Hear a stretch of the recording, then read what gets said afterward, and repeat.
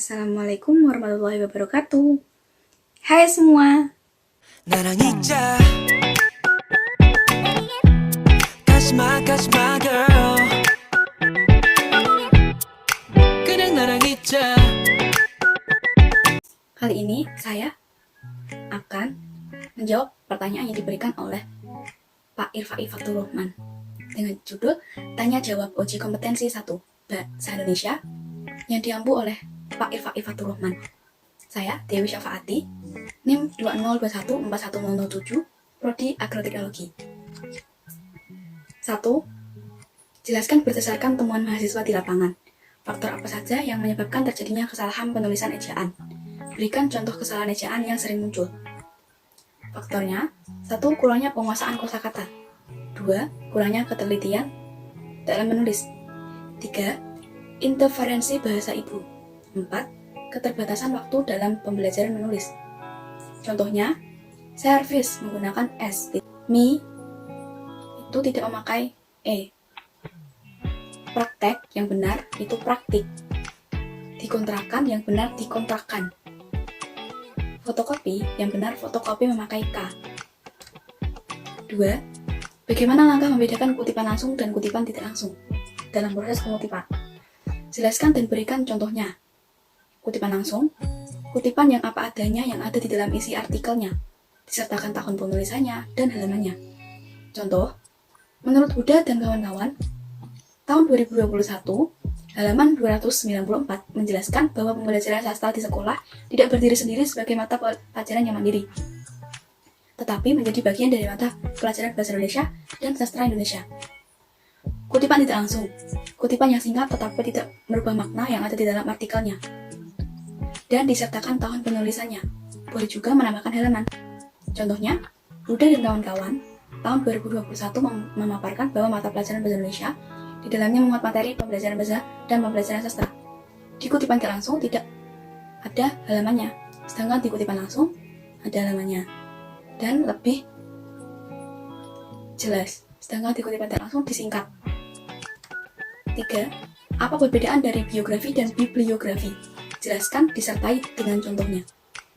Biografi adalah riwayat hidup seseorang yang ditulis oleh orang lain, karena biografi disusun oleh orang lain. Dalam menulis biografi, biasanya penulis mengandalkan berbagai sudut pandang terkait tokoh serta bermacam dokumen pendukung. Contohnya, Bakarudin Yusuf Habibie atau yang kita tahu B.J. Habibie merupakan tokoh yang sangat terkenal di Indonesia maupun di dunia. B.J. Habibie lahir pada tanggal 25 Juni 1936 di Parepare. Tokoh yang satu ini pernah menjadi pemimpin atau presiden Indonesia. Walaupun memimpin Nusantara tidak lama, namun B.J. Habibie sangat berpengaruh bagi Indonesia.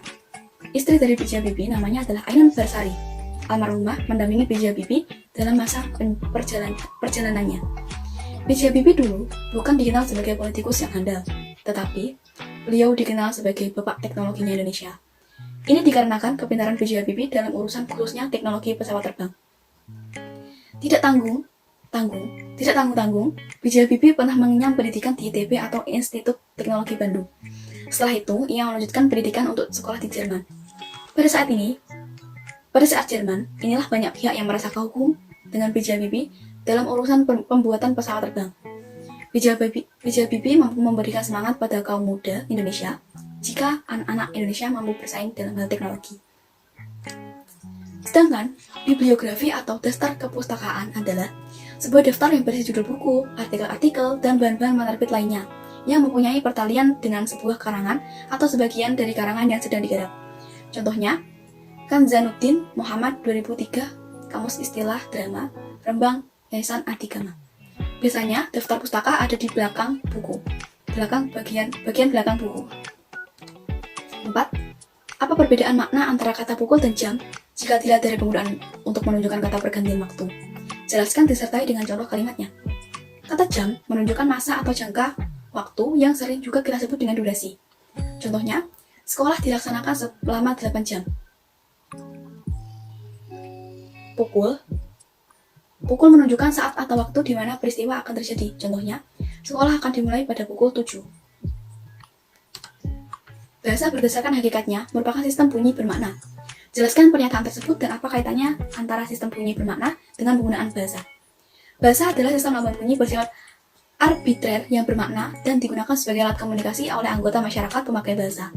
Bahasa dinyatakan sebagai sistem lambang bunyi, yakni bahasa itu merupakan susunan kumpulan dari lambang-lambang bunyi seperti A, B, C, D, E, F, dan seterusnya. Dinyatakan sebagai sistem karena lambang-lambang bunyi harus disusun berdasarkan pola kebahasaan yang telah disepakati oleh masyarakat pemakai bahasa, sehingga lambang-lambang bunyi tersebut memiliki makna atau bermakna. Hal tersebut sudah ada di dalam buku. 6. Mengapa sering terjadi kesalahan penulis tanda koma? Jelaskan disertai 5 contoh dari kesalahan tersebut. Karena tanda koma sering dianggap tidak diperlukan atau mungkin karena kurang teliti. Padahal tanda koma menjadi penghubung antar kalimat, memisahkan anak kalimat dari induk kalimat, dan biasanya tanda koma diletakkan di tengah kalimat. Contoh, ibu ke pasar untuk membeli ayam, tepung, dan minyak goreng. Salah. Yang benar, ibu pergi ke pasar untuk membeli ayam, tepung, dan minyak goreng.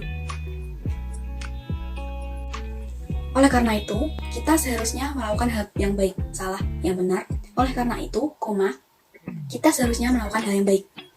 Selanjutnya, saya ingin membeli kue tetapi saya tidak membawa uang. Salah.